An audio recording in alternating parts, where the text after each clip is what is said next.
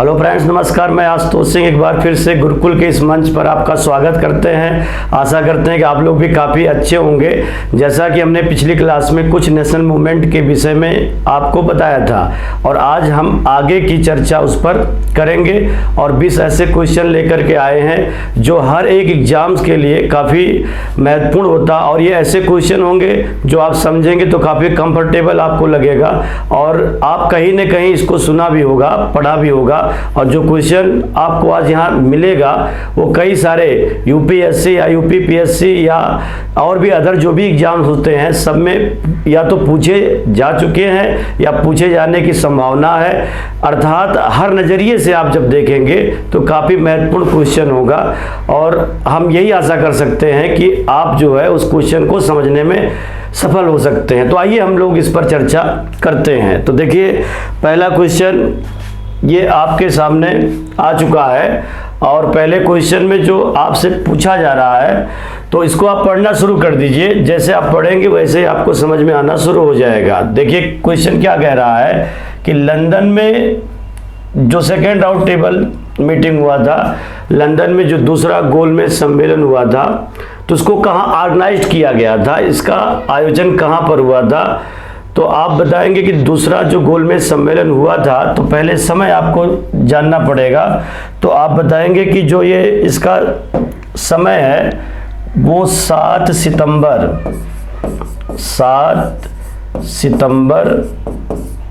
1931 से इसकी शुरुआत हुई थी और ये 1 दिसंबर 1931 तक ये दूसरा गोलमेज सम्मेलन हुआ था। और ये 3 गोलमेज सम्मेलन हुए थे और तीनों गोलमेज सम्मेलन में एकमात्र प्रतिनिधि के रूप में, रिप्रेजेंटेटिव के रूप में पार्टिसिपेट करने वाला एकमात्र जो इंडियन है वो आप बताएंगे डॉक्टर B.R. अम्बेडकर। तो देखिए ये थोड़ा अलग क्वेश्चन है लेकिन ये बहुत ही इंपॉर्टेंट क्वेश्चन है। जैसे 3 गोलमेज सम्मेलन हुए थे तो तीनों गोलमेज सम्मेलन में पार्टिसिपेट करने वाला एकमात्र जो इंडियन है वो आप बताएंगे डॉक्टर B.R. अम्बेडकर है। अम्बेडकर को इसलिए बार बार जानना पड़ता था क्योंकि कांग्रेस के पास ऑप्शन हो सकते थे, बहुत सारे लीडर थे और मुस्लिम लीग के पास भी कई बड़े लीडर थे, लेकिन जब दलितों की बात आती थी तो दलितों में सबसे ज़्यादा आगे और समझदार जो थे वो डॉक्टर B.R. अम्बेडकर थे। तो इसलिए दलितों की ओर से इन्हें जाना जरूरी हो जाता था। फिलहाल जो क्वेश्चन पूछ रहा है कि दूसरा गोलमेज सम्मेलन का जो आयोजन हुआ था वो आप बताएंगे 7 सितंबर 1931 से लेकर 1 दिसंबर 1931 तक और इसका जो ऑर्गेनाइज किया गया था वो सेंट जेम्स पैलेस में किया गया था। और सबसे बड़ी बात क्या है कि दूसरे गोलमेज सम्मेलन में कांग्रेस की ओर से एकमात्र प्रतिनिधि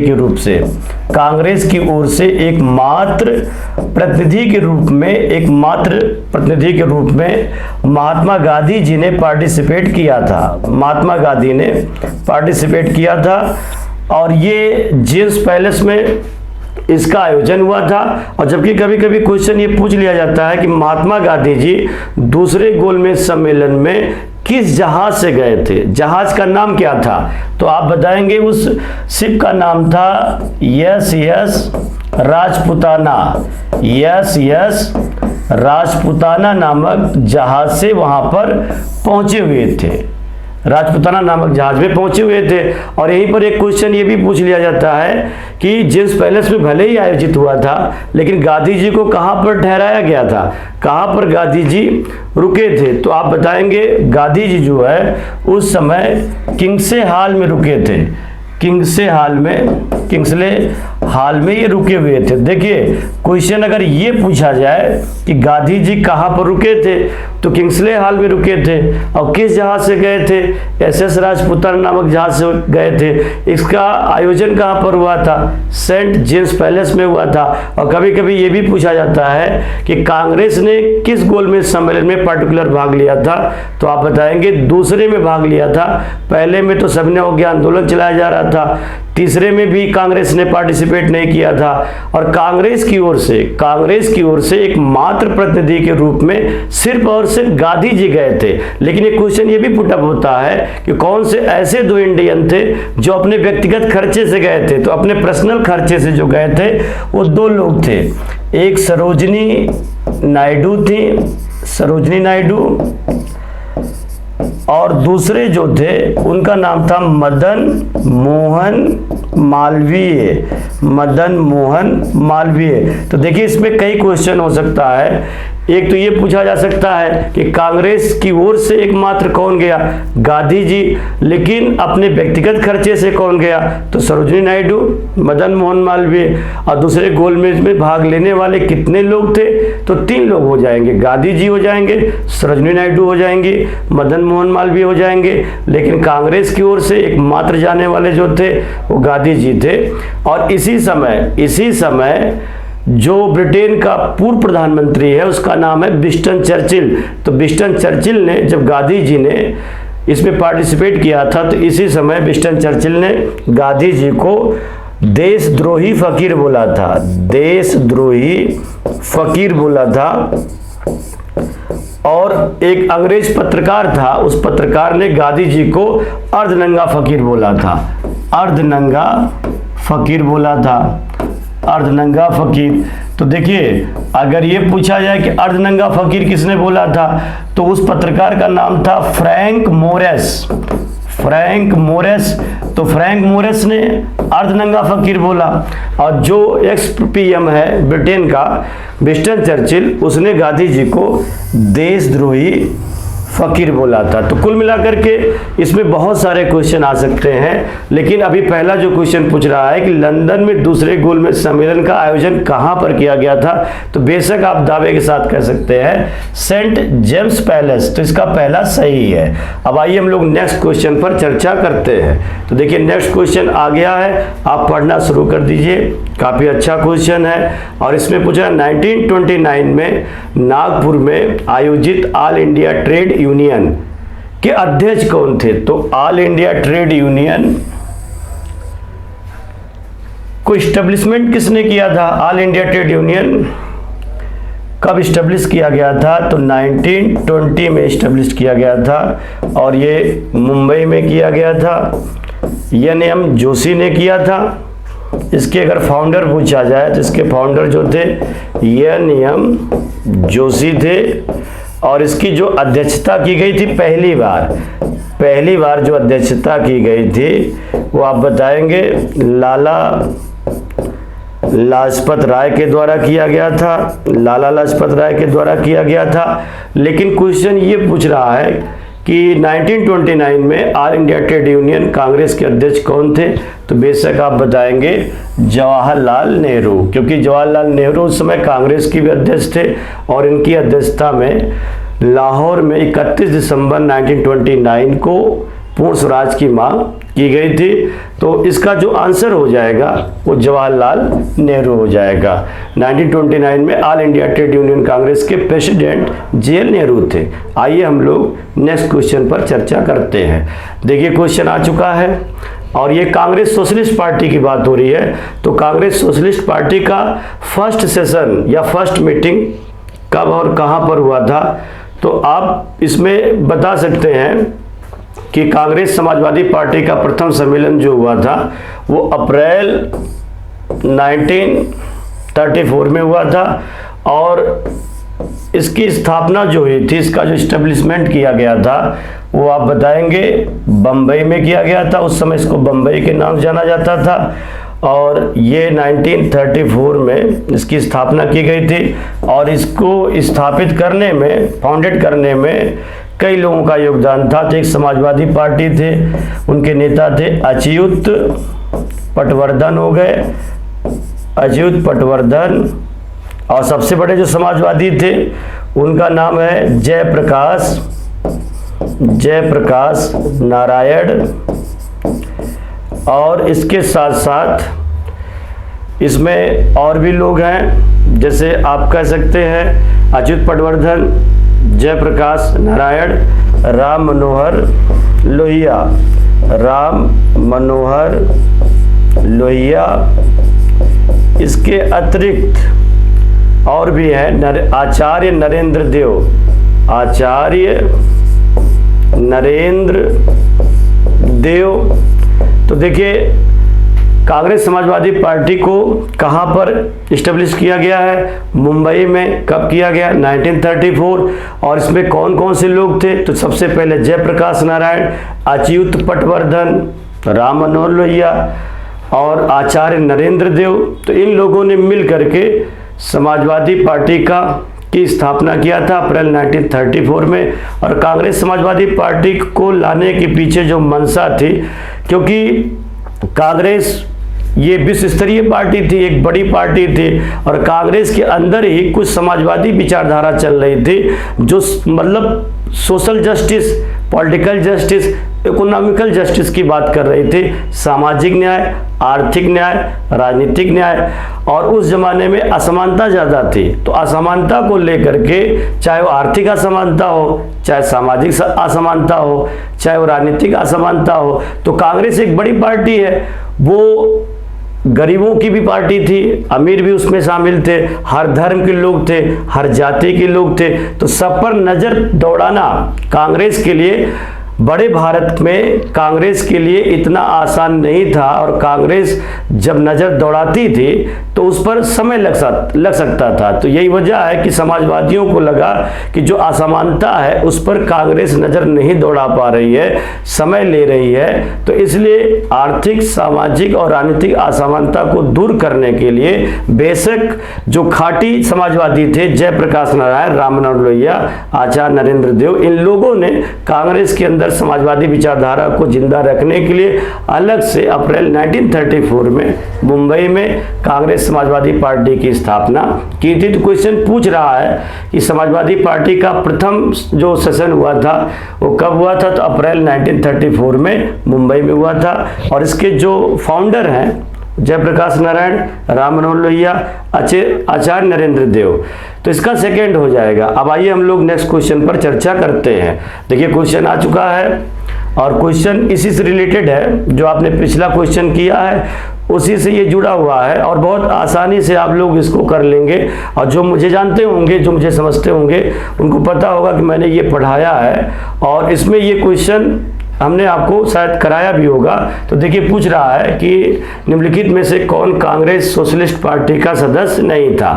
तो जो इसमें समाजवादी विचारधारा से जुड़े हुए जो बड़े लोग हैं, उसमें मीनू मसानी भी हैं, आचार्य नरेंद्र देव भी हैं, राम मनोहर लोहिया हैं, और हालांकि जवाहरलाल नेहरू भी कह रहे थे कि मैं स्वभाव से ही समाजवादी हूँ, लेकिन जवाहरलाल नेहरू भले ही समाजवादी हों, वो कांग्रेस से अलग होकर के नहीं गए थे। तो इसमें कांग्रेस समाजवादी पार्टी की बात हो रही है। तो ये सारे मीनू मसानी, नरेंद्र देव, राम मनोहर लोहिया इस कांग्रेस समाजवादी से जुड़े हुए थे, जबकि पंडित जवाहरलाल नेहरू ये भारतीय राष्ट्रीय कांग्रेस से जुड़े हुए थे, इंडियन नेशनल कांग्रेस के बड़े सदस्य थे और अध्यक्ष भी थे। काफ़ी दिनों तक इन्होंने अध्यक्षता की और भारत के प्रथम प्रधानमंत्री बनने का गौरव भी इन्हें हासिल है। तो फिलहाल कांग्रेस समाजवादी पार्टी से लोहिया जुड़े हैं, मसानी हैं, नरेंद्र देव है, लेकिन जवाहरलाल नेहरू नहीं है। तो इसका जो आंसर हो जाएगा वो डी हो जाएगा, जवाहरलाल नेहरू। ये सदस्य इसके नहीं थे। आइए हम लोग नेक्स्ट क्वेश्चन पर चर्चा करते हैं। देखिए, क्वेश्चन अच्छा है और इसमें आपको कॉन्सेप्ट पर दिया गया है, इसमें फैक्ट नहीं है। जब आपका कॉन्सेप्ट क्लियर होगा, और जो स्टूडेंट कॉन्सेप्ट उनका क्लियर है बहुत आसानी से कर लेंगे, और अगर कॉन्सेप्ट क्लियर नहीं होगा तो समस्या का सामना करना पड़ेगा। तो आप लोग इसको पढ़ना शुरू कर दीजिए, समझना शुरू कर दीजिए, क्योंकि क्वेश्चन को जब आप बार बार पढ़ेंगे तभी समझ में आएगा। तो देखिए, निम्न में से कौन सा कथन स्वतंत्रता संघर्ष के संबंध में रॉन्ग है, गलत है? तो इसमें पूछ रहा है कि कौन स्वतंत्रता संघर्ष के मामले में क्या नहीं है, क्या गलत है? तो 1905 में बंगाल विभाजन हुआ था, ये तो सही है। 1907 में मुस्लिम लीग का गठन हुआ था, गलत है। मुस्लिम लीग का गठन जो हुआ था वो आप बताएंगे 30 दिसंबर, ऑल इंडिया मुस्लिम लीग। तो ऑल इंडिया मुस्लिम लीग को जो इस्टेब्लिश किया गया था वो 30 दिसंबर 1906 में था। ढाका में किया गया था। ढाका में किया गया था। ढाका के जो नवाब थे उनका नाम था, उस नवाब का नाम था सलीमुल्लाह खां। तो सलीमुल्लाह खां के नेतृत्व में, सलीमुल्लाह खां के नेतृत्व में 30 दिसंबर 1906 को ढाका में ऑल इंडिया मुस्लिम लीग का गठन किया गया था। और जबकि इसमें 1907 दिया हुआ है तो ये गलत हो जाएगा, ये गलत होगा। बाकी ये भी सही है और ये भी सही है, लेकिन असत्य पूछ रहा कौन गलत है, तो आप सेकंड बता दीजिएगा। सेकंड गलत है, और गलत इसलिए है क्योंकि 7 में नहीं, 30 दिसंबर 1906 को ऑल इंडिया मुस्लिम लीग का गठन सलीमुल्लाह खां के अध्यक्षता में किया गया था। और पहले सेशन की जो बैठक की गई थी, वो उसके जो पहले सेशन के अध्यक्ष थे उनका नाम था वकार उल मुल्क मुश्ताक हुसैन। मुश्ताक हुसैन, वकार उल मुल्क मुश्ताक हुसैन थे। इन्होंने पहले बैठक की अध्यक्षता की थी।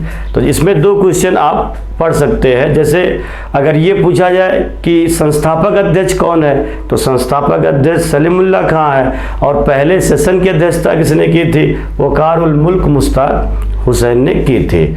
और 1908 में मुस्लिम लीग ने अपने अमृतसर अधिवेशन में, किस अधिवेशन में? अमृतसर अधिवेशन में पहली बार अलग निर्वाचक मंडल की सुविधा की मांग कर ली थी। और जैसे 1908 में अलग निर्वाचक मंडल की सुविधा की मांग की, तो मार्ले मिंटो सुधारों के द्वारा 1909 में देश को बांटने के लिए ब्रिटिश सरकार लेकर के यहाँ पर हाजिर हो गई थी। फिलहाल ये पूछ रहा है कि स्वतंत्रता संघर्ष के संबंध में क्या गलत है? मुस्लिम लीग है। इसलिए गलत है क्योंकि इसकी स्थापना 1906 में हुई थी। इसका सेकंड हो जाएगा। आइए हम लोग नेक्स्ट क्वेश्चन पर चर्चा करते हैं। देखिए इसमें क्वेश्चन आ चुका है। इसमें यह कहा गया किसने हाथ से बुने हुए खादी के वस्त्र पहन करके, खादी का वस्त्र पहन करके दरबार 1877 में भाग लिया था। जैसे इसमें जो है 3 बार भारतीय इतिहास में दिल्ली दरबार का आयोजन किया गया है।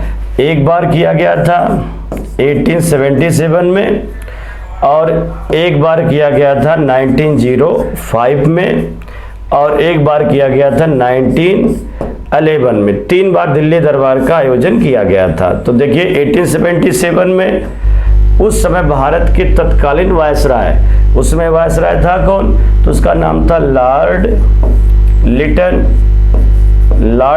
इस समय वायसराय था। और 1905 में जो थे वो लॉर्ड कर्जन था, लॉर्ड कर्जन।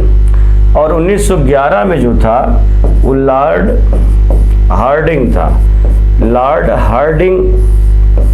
तो आपको यहाँ पर क्वेश्चन और भी मिल जा रहा है। जैसे क्वेश्चन ये आ सकता है कि कितनी बार ब्रिटिश इंडिया में ब्रिटिश रूल के समय कितनी बार दिल्ली दरबार का या दिल्ली कोर्ट का मीटिंग हुआ था, आयोजन हुआ था? तो आप बताएंगे 3 बार हुआ था। पहला लिटन के समय, दूसरा कर्जन के समय, तीसरा हार्डी के समय। अच्छा, इसमें होता क्या था?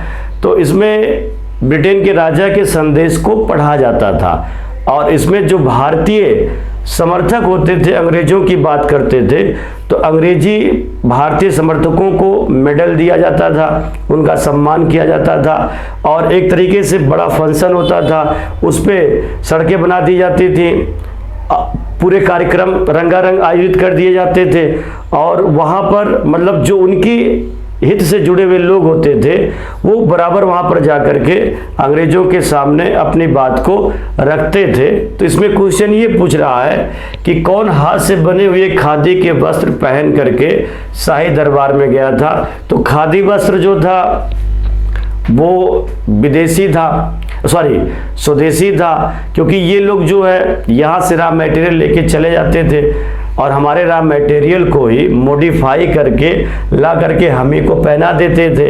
तो एक बात की बात है, अभी जो हमने बताया था कि दूसरे गोलमेज सम्मेलन में जब गांधी जी गए थे तो वहाँ के राजा जॉर्ज पंचम ने जब इनको देखा तो वो बिल्कुल फ़कीर बन के गए थे, केवल वो धोती लिंगोटी की तरह पहनते थे, ऊपर इन्होंने कुछ नहीं पहना था।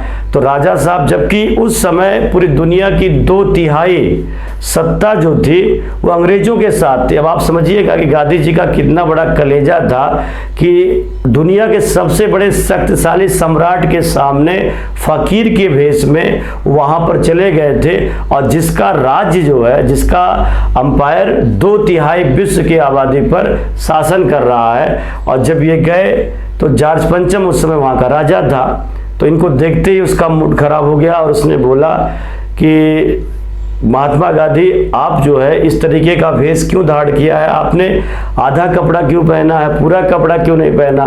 तो गांधी ने तुरंत जवाब दिया था कि साहब, आपने मेरे देश का कपड़ा खुद उठा लाए हैं, आप लोग खुद पहने हैं, हमारे यहाँ कपड़ा रह ही नहीं गया है। क्योंकि गांधी जी को पता था कि जो रॉ मटेरियल होता था ये अपने यहाँ लेकर के ब्रिटिश लोग चले आते थे, हुगली नदी से उठाते थे और टेम्स नदी में ले जा करके निचोड़ देते थे, और उसी हमारे ही रॉ मटेरियल को बना करके और आग ला करके हम ही लोगों को पहनाते थे। तो हम लोगों ने विदेशी वस्त्रों की होली जलानी शुरू कर दी, विदेशी वस्त्रों का बहिष्कार करना शुरू कर दिया। और जब बहिष्कार करना शुरू कर दिया तो गांधी जी ने कहा कि हाथ से बने बनाए कपड़े को ही पहनना है। तो उस समय खादी का कपड़ा पहन करके गणेश वासुदेव जोशी, क्योंकि गणेश वासुदेव जोशी का ये मानना था कि जो विदेशी प्रोडक्ट है उसको हटा दीजिए। और ये कहा भी गया है कि अगर आप किसी को भी कमजोर करना चाहते हैं तो इकोनॉमिकली करिए, उसको आर्थिक रूप से करिए। अगर कोई व्यक्ति आर्थिक रूप से कमजोर हो जाएगा तो सामाजिक रूप से और राजनीतिक रूप से अपने आप कमजोर हो जाएगा। तो उस समय जो भी घरेलू प्रोडक्ट होते थे तो गणेश वासुदेव जी यही कहते थे कि आप स्वदेशी को लाओ और विदेशी को भगाओ। तो संदेश देने के लिए, स्वदेशी वर्सेस विदेशी का संदेश देने के लिए गणेश वासुदेव जोशी जो है वो उस समय जब दिल्ली दरबार का आयोजन हुआ था तो उस खादी का कपड़ा पहन करके वहाँ पर उन्होंने पार्टिसिपेट किया था। तो इसका जो हो जाएगा फर्स्ट। आइए हम लोग नेक्स्ट क्वेश्चन पर चर्चा करते हैं। देखिए क्वेश्चन आ चुका है और इसमें पूछा जा रहा है बंगाल विभाजन के दिन को राखी दिवस के रूप में बनाने का आह्वान किसने लिया था। जैसे बंगाल विभाजन का जो निर्णय किया गया था, क्योंकि उस समय भारत का सबसे बड़ा और सबसे मजबूत राष्ट्रवादी जो राज्य माना जाता था वो बंगाल माना जाता था, बंगाल माना जाता था। और इंडिया की 25% आबादी जो है ये बंगाल से जुड़ी हुई थी और यहाँ पर राष्ट्रवाद की भावना पनप रही थी, लोग जुड़ रहे थे, चाहे हिंदू हो चाहे मुसलमान हो, सभी लोग बंगालियों का साथ देने के लिए तैयार थे। लेकिन वो अंग्रेज थे और अंग्रेज को लगा अगर बंगाल एक हो जाएगा तो ये एकता का संदेश पूरे भारत में फैल जाएगा, इसलिए ये तैयार ना होने पाए, इनको बांट दिया जाए। और बांटा भी तो किसके आधार पर, धर्म के आधार पर बांट दिया। और फिर बंटवारे के अंदर इसने बंटवारा कर दिया, भाषा के आधार पर कर दिया था। तो बंगाल विभाजन का निर्णय जो लिया गया था वो 20 जुलाई 1905 को बंगाल विभाजन का निर्णय लिया गया था। और बंगाल विभाजन लागू कब हुआ था? 16 अक्टूबर 1905 को। तो 16 अक्टूबर 1905 को बंगाल विभाजन प्रभावी हो गया, लागू हो गया। तो इसमें दो क्वेश्चन आ सकते हैं। एक तो अगर ये पूछा जाए कि बंगाल विभाजन का निर्णय कब लिया गया था तो आप बताइएगा 20 जुलाई 1905 को, और ये योजना कब लागू हुई थी तो बेशक बता दीजिएगा 16 अक्टूबर 1905 को। और जिस दिन बंगाल विभाजन प्रभावी हुआ था उस दिन को किस रूप में मनाया गया है तो आप बताएंगे शोक दिवस के रूप में मनाया गया था। तो बंगाल विभाजन को शोक दिवस के रूप में मनाया गया था, अर्थात पूरे बंगाल में किसी के यहाँ खाना नहीं बना था और सब लोगों ने उपवास रखा था और एक दूसरे के हाथों में राखी बांधी थी, एकता का संदेश दिया था। शिवाजी महोत्सव मनाया था, गणेश महोत्सव मनाया गया था, और आप ये भी कह सकते हैं गंगा जी में स्नान किया गया था। और लोगों ने विद्यालयों का बहिष्कार कर दिया, विदेशी विद्यालयों का बहिष्कार कर दिया, विदेशी अदालतों का बहिष्कार कर दिया, विदेशी वस्तुओं का बहिष्कार कर दिया। तो रविन्द्रनाथ टैगोर ने बंगाल विभाजन को राखी दिवस के रूप में बनाने का फैसला लिया था। अर्थात इस आंदोलन में जो नौजवान थे या बुजुर्ग थे या हर कैटेगरी के लोग थे, सब लोग एक दूसरे के हाथों में राखी बांध रहे थे। वो एकता का संदेश दे रहे थे, मजबूती का संदेश दे रहे थे, क्योंकि जो बंगाल विभाजन है ये अलग ही संदेश दे रहा था, ये धर्म के आधार पर तोड़ना चाह रहा था। तो इन्होंने कहा कि आप भले तोड़ना चाहते हो, हम टूटने वाले नहीं हैं, हम लोग एक दूसरे से जुड़े हुए लोग हैं, हम इसकी एकता और अखंडता की, बंगाल की एकता और अखंडता की हम रक्षा करने वाले। इसी समय इन्होंने अमार सोनार बांग्ला नामक गीत भी लिखा था, अर्थात हमारा सोना बंगाल। तो कुल मिलाकर के आप कह सकते हैं, वैसे अगर पूछा जाए कि बंगाल विभाजन को बंगाल की जनता ने किस दिवस के रूप में मनाया था, तब तो शोक दिवस हो जाएगा। लेकिन अगर ये पूछा जाए कि रविन्द्रनाथ टैगोर जी ने किस दिवस के रूप में मनाया था, तो आप बताएंगे राखी दिवस के रूप में मनाया था। तो राखी दिवस के रूप में मनाने का आह्वान किसने किया था, तो बेशक आप बताएंगे रविन्द्रनाथ टैगोर ने। और इसी समय इन्होंने अमार सोनार बांग्ला नामक गीत लिखा था, अमार सोनार बांग्ला।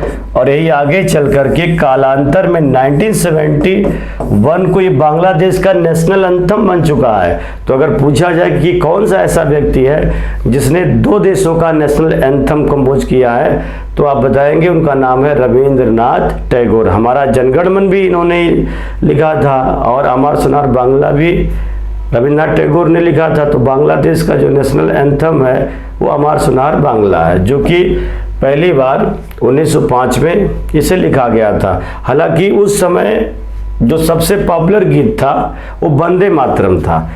स्वदेशी आंदोलन का सबसे जो लोकप्रिय गीत था वो वंदे मातरम था। तो वंदे मातरम राष्ट्रीय स्तर पर पहली बार जो चर्चा में आया था राष्ट्रीय स्तर पर, वो आप बताएंगे 1905 में। हालांकि राष्ट्रीय गीत को पहली बार कांग्रेस के किस सेशन में गाया गया था, तो आपने पढ़ा होगा 1896 में कांग्रेस के किस सेशन में गाया गया था, कोलकाता सेशन में। कोलकाता सेशन में तो देखिए पहली बार जो राष्ट्रीय गीत गाया गया वंदे मातरम 1896 में कोलकाता सेशन में।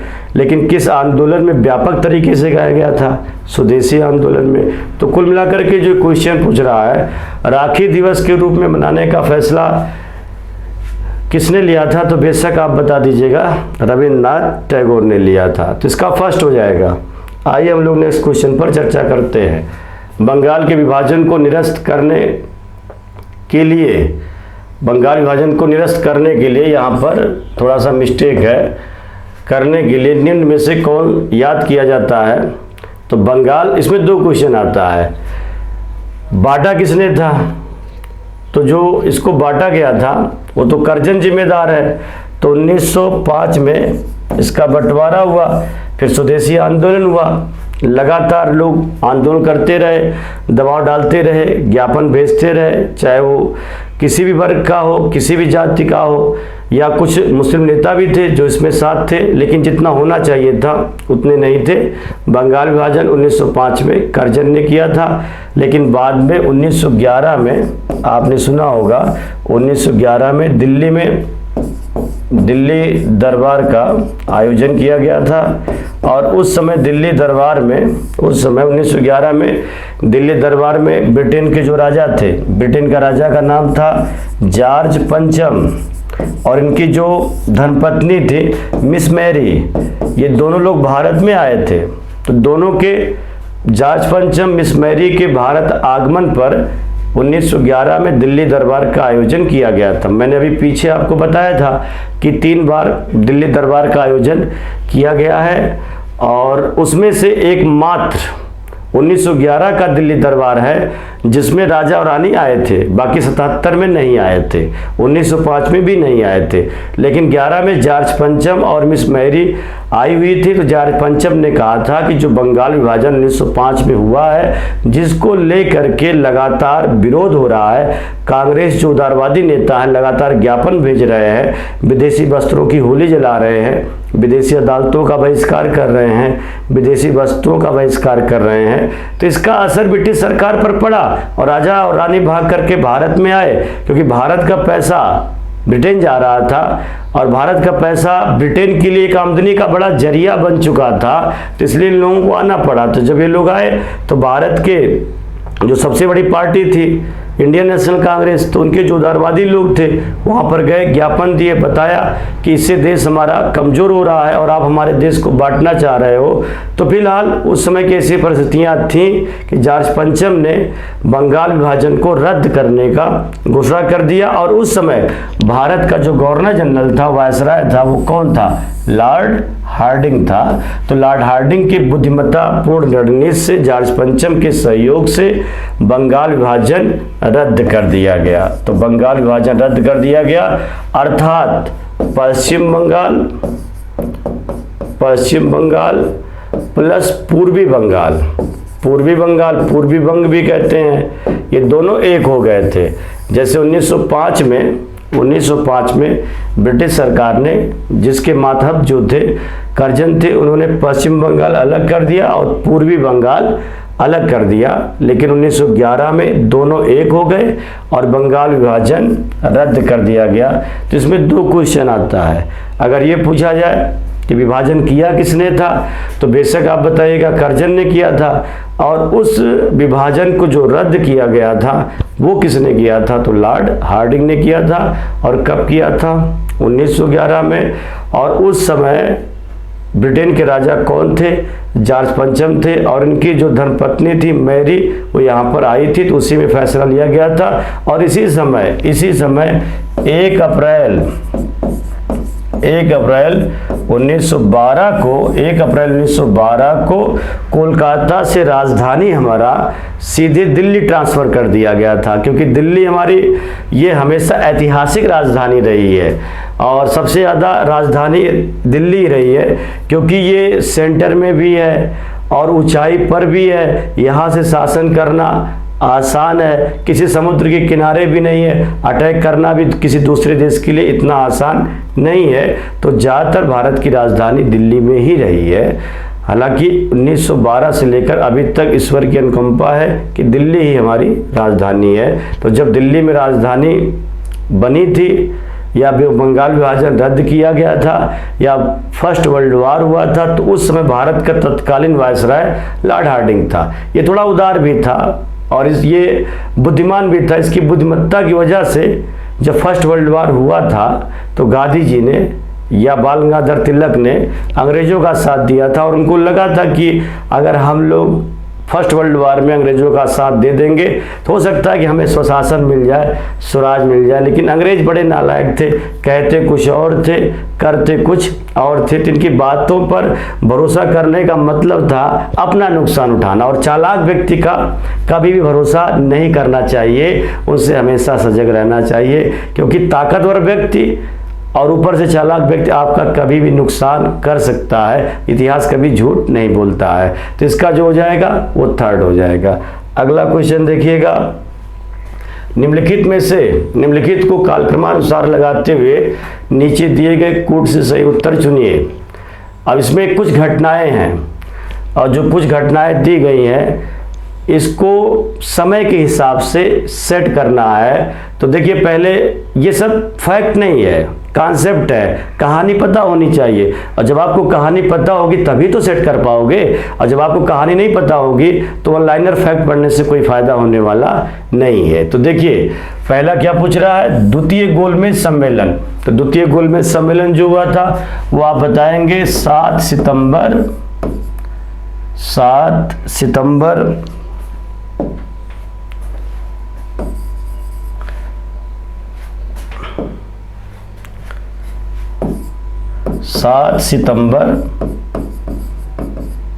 1931 से लेकर 1 दिसंबर 1931 तक, अर्थात 1931 शुरुआत हुआ 7 सितंबर से। और डांडी मार्च दांडी मार्च हुआ था 5 मार्च 1931, सॉरी ये जो हुआ था गलत बता रहे हैं, ये देखिए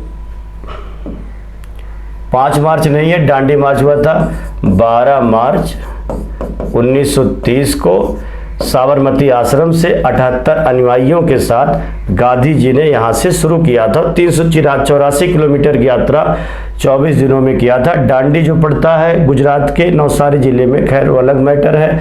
तो दांडी मार्च 12 मार्च 1930 और जो पूना पैक्ट हुआ था, पूना पैक्ट हुआ था 24 सितंबर 1932 को गांधी और अंबेडकर के बीच में समझौता हुआ था और इसी समझौते में पहली बार रिजर्वेशन दलित वर्ग को दिया गया था।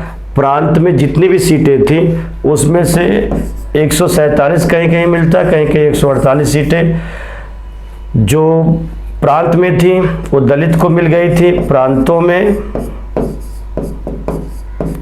और जो सेंट्रल गवर्नमेंट के अंतर्गत थी केंद्र में जो थे, तो केंद्र में जितनी भी थी टोटल 18% सीटें दलित को मिल गई थी। दलितों को पहली बार रिजर्वेशन जो दिया गया था वो पूना पैक्ट में दिया गया था और पूना पैक्ट जो हुआ था 24 सितंबर 1932 को गांधी और अंबेडकर के बीच में हुआ था। और इस पूना पैक्ट के लिए दोनों को तैयार किसने किया था, तो मदन मोहन मालवीय, पुरुषोत्तम दास टंडन, डॉक्टर राजेंद्र प्रसाद, सी राजगोपालाचारी। क्योंकि गांधी जी ने जब अलग से निर्वाचक मंडल की मांग डॉक्टर बी आर अम्बेडकर ने दूसरे गोलमेज सम्मेलन में कर दिया था, तो उन्होंने आमरण अनशन कर दिया था, डेथ स्ट्राइक कर दिया था मरने तक का। तो फिर वही बीच का एक रास्ता निकाला गया था दलित नेता डॉक्टर बी आर अम्बेडकर और गांधी जी के बीच में, और वो बीच का रास्ता क्या निकला था, रिजर्वेशन। तो दलितों को पहली बार रिजर्वेशन प्रांतों में 147 सीट दी गई आरक्षण के रूप में, केंद्र में टोटल सीटों का 18% दे दिया गया था। रिजर्वेशन पहली बार भारतीय इतिहास में कब दिखाई दे रहा है, 24 सितंबर 1932 को। और गांधी इरविन समझौता जो हुआ था वो 5 मार्च 1931 को हुआ था, लॉर्ड इरविन और गांधी जी के बीच में हुआ था। और इसी समय सरोजिनी नायडू ने इन दोनों को महात्मा कहा था। तो देखिए टैली करना है, इसमें सबसे पहले जो हुआ है वो 12 मार्च 1930 दांडी मार्च है, ये नंबर 1 पर आ जाएगा सबसे पहले। फिर दूसरे पर जो आएगा, दूसरे पर आप बताएंगे 5 मार्च 1931 को गांधी इरविन समझौता है। और इसमें 7 सितंबर 1931 जो है वो आप बताएंगे 7 सितंबर 1931 को ये आपका दूसरा गोलमेज सम्मेलन है। तो पहले जो आपका हो जाएगा वो 12 मार्च 1930 दांडी मार्च हो जाएगा, दूसरा हो जाएगा, फिर उसके बाद पहला हो जाएगा, और पहले के बाद नहीं दूसरा होगा, फिर चौथा होगा 5 मार्च 1931 हो जाएगा, तो दूसरा, चौथा, और फिर 7 सितंबर 1931 ये आपका दूसरा गोलमेज सम्मेलन हो जाएगा। सेकंड ऑप्शन सही है, इसका सेकंड ऑप्शन सही है। 12 मार्च 1930 ये हो गया है, उसके बाद 5 मार्च 1931 ये आपका गांधी इरविन समझौता हो गया है, और 7 सितंबर 1931 दूसरा गोलमेज सम्मेलन हो गया। पूना पैक्ट 24 सितंबर 1932 हो गया। सेकंड ऑप्शन सही है। अब आइए हम लोग अगले क्वेश्चन पर चलते हैं।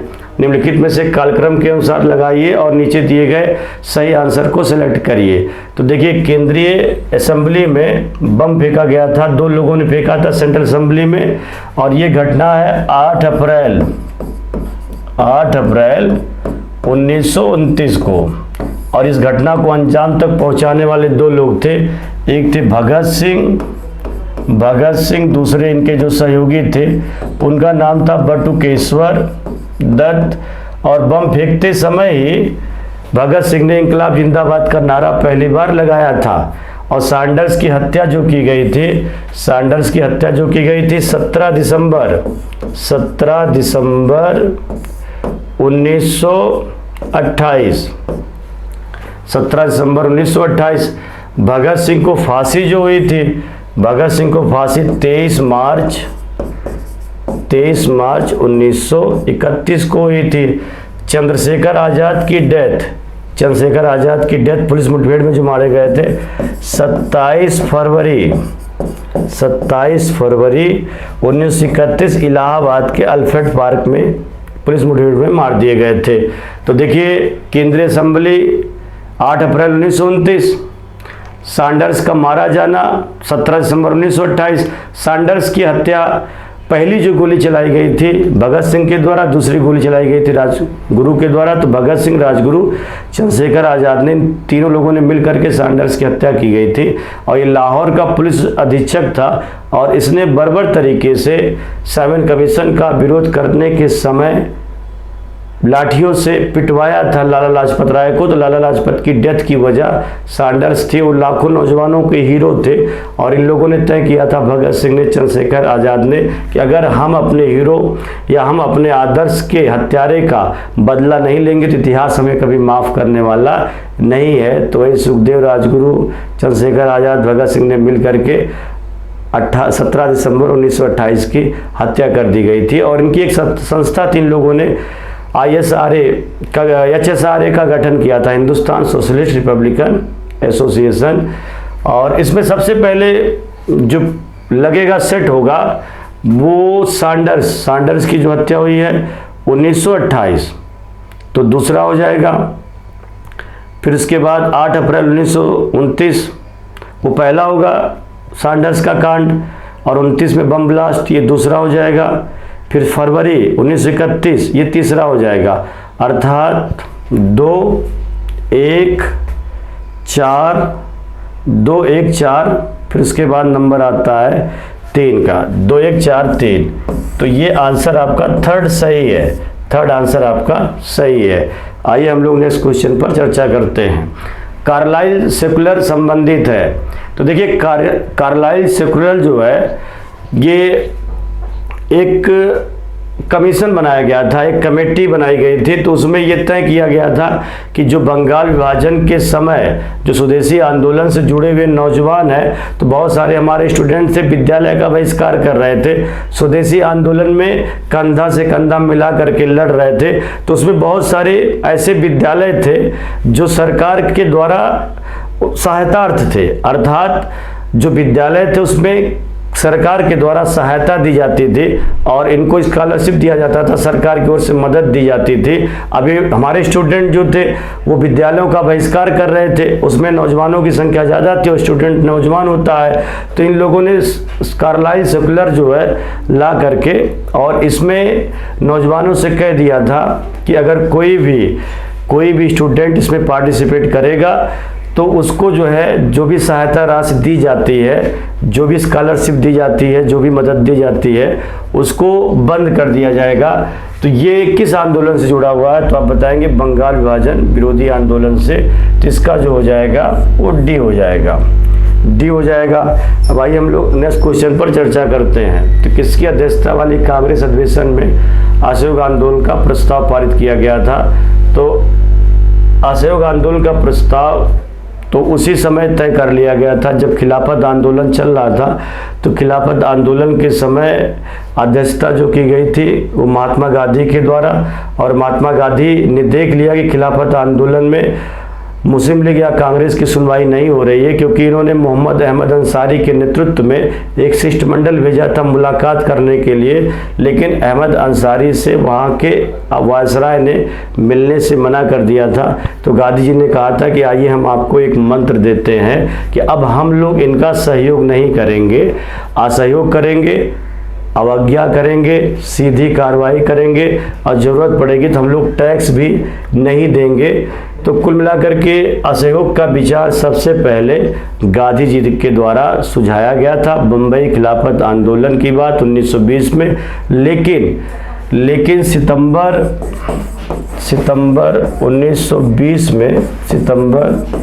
1920 में लाला लाजपत राय की अध्यक्षता में कांग्रेस के कोलकाता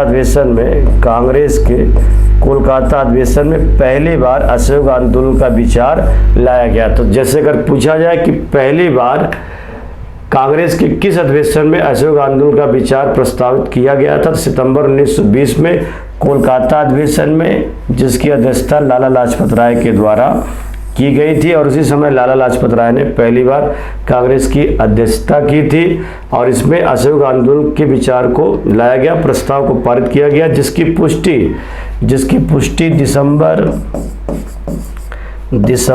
1930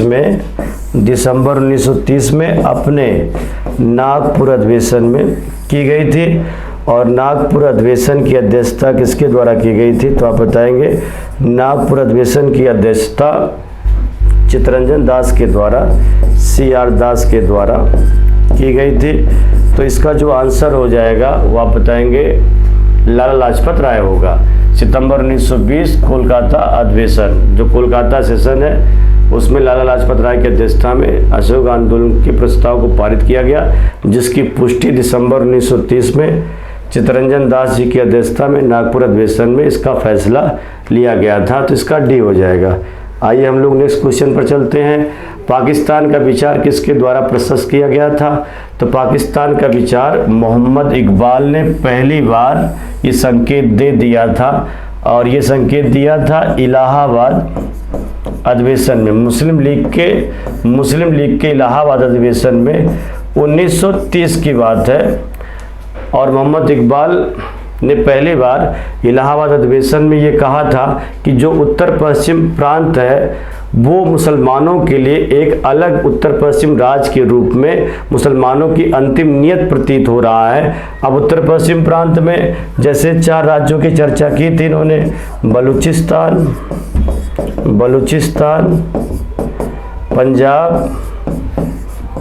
पंजाब, सिंध और उत्तर पश्चिम प्रांत। तो इलाहाबाद अधिवेशन में इन्होंने एक भाषण दिया था, उसमें ये कहा था यदि सरकार चाहे तो परंपरा के आधार पर, कल्चर के आधार पर मुसलमानों के लिए उत्तर पश्चिम राज्य बना सकती है, और उस उत्तर पश्चिम राज्य में पंजाब शामिल होगा, सिंध शामिल होगा, बलूचिस्तान शामिल होगा। अर्थात परंपरा के आधार पर, कल्चर के आधार पर ये संकेत दे रहे थे कि जहाँ जहाँ पर मुसलमानों की आबादी है वहाँ पर मुसलमानों के लिए अलग राज्य के रूप में अंतिम नियत प्रतीत हो रही है। देखिए ये वही मोहम्मद इकबाल है जो उर्दू के महान कवि है। इन्होंने कहा था कि सारे जहाँ से अच्छा हिंदुस्तान हमारा, लेकिन अब ये कह रहे हैं इस समय जब राजनीतिक रूप से जुड़ चुके हैं तो इस समय कह रहे हैं कि सारे जहाँ से अच्छा मुसलमान हमारा। तो इनके बारे में लोग यही कहते हैं कि इकबाल साहब ने कहा था कि हिंदुस्तान सारे जहाँ से अच्छा है, लेकिन अब ये कह रहे हैं कि सारे जहाँ से अच्छा मुसलमान हमारा। तो संकेत इन्होंने पहली बार परंपरा के आधार पर, कल्चर के आधार पर 4 राज्यों का यहाँ पर अलग से मुसलमानों के लिए अलग राज्य के रूप में विचार दे दिया था। इलाहाबाद अधिवेशन में दिया था, 1930 में दिया था। फिर उसके बाद 1933 में कैम्ब्रिज विश्वविद्यालय में पढ़ने वाले एक स्टूडेंट थे, उसका नाम था चौधरी रहमत अली ने जो ये 4 प्रांत इन्होंने नाम दिया था। अब ये तो अलग सुझाव दे ही दिए थे अलग राज्य के रूप में जहाँ पर मुसलमानों की आबादी थी, तो इसने कह दिया था कि जो राज्य बटेगा, जो राज्य अलग होगा मुसलमानों के लिए, उसका नाम होगा पाकिस्तान। तो पाकिस्तान शब्द की परिकल्पना सबसे पहले किसने किया था? चौधरी रहमत अली ने। अलग राज्य के रूप में पहली बार विचार किसने दिया? मोहम्मद इकबाल ने। और पाकिस्तान शब्द की परिकल्पना किसने की? चौधरी रहमत अली ने। और चौधरी रहमत अली किस विश्वविद्यालय में पढ़ रहा था? कैम्ब्रिज विश्वविद्यालय में। कब की बात है? 1933 में। इसने एक पंपलेट जारी किया था, उस पंपलेट का नाम था नाउ और नेवर, अभी नहीं तो कभी नहीं। तो नाउ और नेवर नामक पंपलेट में इसने पाकिस्तान शब्द की परिकल्पना कर दी थी। तो फिलहाल पाकिस्तान का विचार सबसे पहले किसने दिया था? मोहम्मद इकबाल ने दिया था इलाहाबाद अधिवेशन में। और इलाहाबाद का अधिवेशन किस पार्टी का हुआ था? अखिल भारतीय मुस्लिम पार्टी का। आइए हम लोग अगले क्वेश्चन पर चर्चा करते हैं। भारत के लिए स्वतंत्रता संग्राम में निम्नलिखित आंदोलनों पर विचार करिए। तो खिलाफत आंदोलन जो है 1919 में है, अशोक आंदोलन 1920 में है, रौलट एक्ट ये 1919 और 20 में हो जाएगा, और ये रौलट एक्ट जो है आपका 1919 है, ये अगस्त 1920। तो सबसे पहले जो आएगा वो रौलट एक्ट आएगा, 3 हो जाएगा, फिर उसके बाद 1 हो जाएगा और फिर 2 हो जाएगा, 3 1 2, 3 1 2। तो इसका फर्स्ट होगा, क्योंकि 19 में शुरू हुआ था लेकिन चला था 20 तक, और रौलट एक्ट मार्च 1919 से शुरू हुआ था। अशोक आंदोलन 1 अगस्त 1932 को हुआ था। तो सबसे पहले रौलट एक्ट, फिर अशोक आंदोलन, फिर खिलाफत आंदोलन। तो इसका फर्स्ट हो जाएगा। अगला क्वेश्चन देखिएगा, भारत छोड़ो आंदोलन के दौरान किस नेता ने सरकार द्वारा की गई जातियों को सिर जैसी हिंसा कहा था? तो गांधी जी ने 2 बार लेटर लिखा था और उसमें कहा था कि जिस तरीके से आपने भारत छोड़ो आंदोलन का दमन किया है, तो जैसे शेर हिंसा करता है, शेर सबको जो है दहशत में ला देता है, शिकार बना लेता है, वैसे अंग्रेजों ने भी हवाई जहाज़ से, मशीन गन से गोलियां चलाई है, लोगों की हत्या की है। तो ये भारत छोड़ो आंदोलन की बात है। भारत छोड़ो आंदोलन की शुरुआत जो हुई थी 9 अगस्त 1942 को हुई थी। इसी समय गांधी जी ने एक नारा दिया था, करो या मरो का नारा दिया था। और जब ये लोग दमन चक्र कर रहे थे तो आगा खां में, पुणे के आगा खां पैलेस में इन्होंने आमरण अनशन भी किया था। तो कई बार इन्होंने लेटर दिए थे और कहा था कि आप जो है यहाँ पर अंग्रेज़ों के द्वारा मतलब बहुत बुरी तरीके से दमन किया जा रहा है। तो इसका जो हो जाएगा सेकंड हो जाएगा, सेकंड होगा। अगला क्वेश्चन देखिएगा, सुभाष चंद्र बोस जी ने सिंगापुर में स्वाधीन भारत की सरकार गठित किया था। तो सिंगापुर में एक स्वतंत्र भारत सरकार स्थापित किया था सुभाष चंद्र बोस जी ने, और वो जो सिंगापुर में स्थापित किया था 21 अक्टूबर 1943 को किया था। इसी मंच के द्वारा भारत को आज़ाद करने का प्रयास भी किया था, और जो सरकार बनाई थी उसका मुख्यालय जो है सुभाष चंद्र बोस जी ने रंगून में स्थापित किया था, रंगून में स्थापित किया था। और जो इन्होंने अस्थायी स्वतंत्र सरकार बनाई थी, कई देश ने इनका समर्थन भी किया था, जैसे जापान ने भी इनकी सरकार का समर्थन किया, जर्मनी ने भी इनकी सरकार का समर्थन किया, इटली ने भी इनकी सरकार का समर्थन किया। तो जो ब्रिटिश के विरोधी थे वो सभी देशों ने इनकी सरकार का समर्थन किया था, और इसका जो गठन किया था इन्होंने वो 21 अक्टूबर 1943 को किया था। तो इसका थर्ड हो जाएगा। नेक्स्ट क्वेश्चन देखिएगा, अखिल भारतीय मुस्लिम लीग के लाहौर अधिवेशन में पाकिस्तान प्रस्ताव पारित किया गया था। तो पाकिस्तान प्रस्ताव जो पारित किया गया था 23 मार्च 1940 को।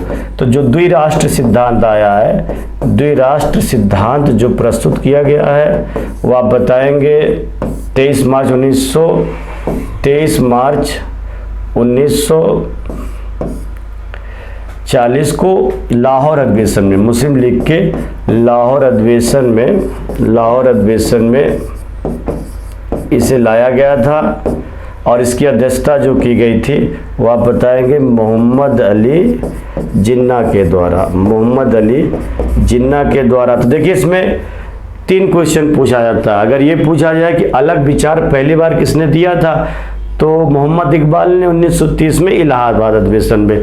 लेकिन 2 राष्ट्र सिद्धांत, 2 अलग अलग राज्य की बात सबसे पहले किसने किया था, तो आप बताएंगे मोहम्मद अली जिन्ना ने किया था, लाहौर में किया था। लेकिन उसमें पाकिस्तान शब्द की व्याख्या नहीं की गई थी, और पाकिस्तान की कल्पना सबसे पहले चौधरी रहमत अली के द्वारा किया गया था। तो ये 23 मार्च 1940 हो जाएगा, लाहौर अधिवेशन हो जाएगा। इसके जो प्रेसिडेंट थे वो मोहम्मद अली जिन्ना थे। आइए हम लोग नेक्स्ट क्वेश्चन पर चर्चा करते हैं।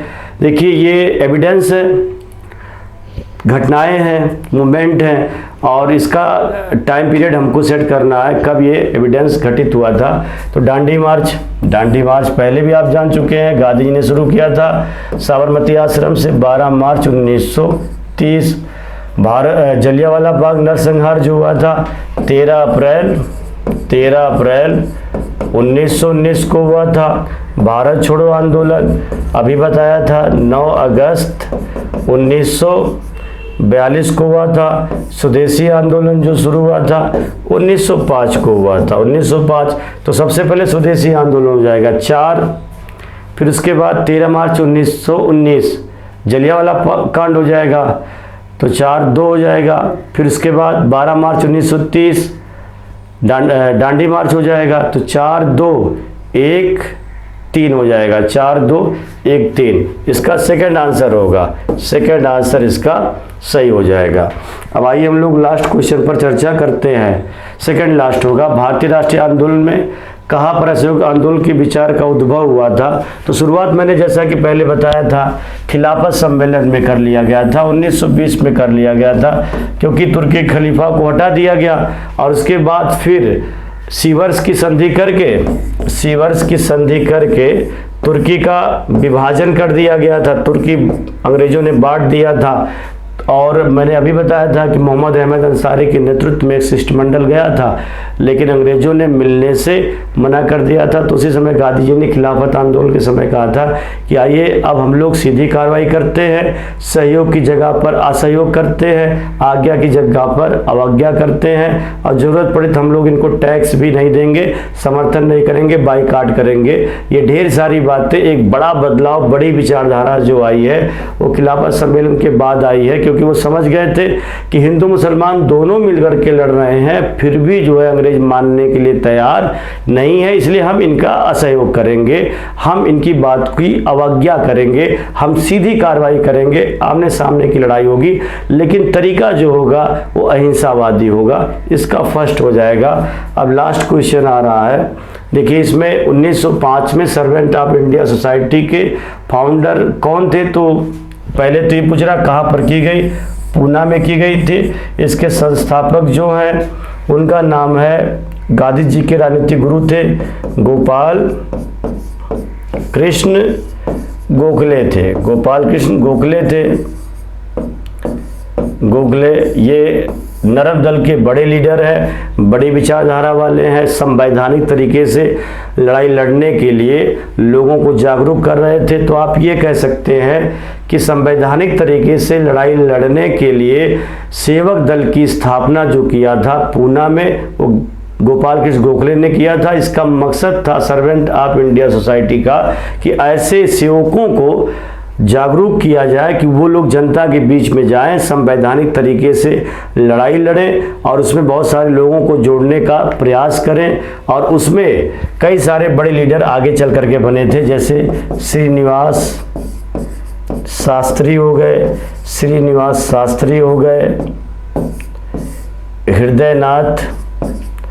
हृदयनाथ कुंजरू हो गए। इसके अतिरिक्त एन.एम. जोशी हो गए, और इसके अतिरिक्त जो कॉन्स्टिट्यूशनल एडवाइजर है बी.एन. राव,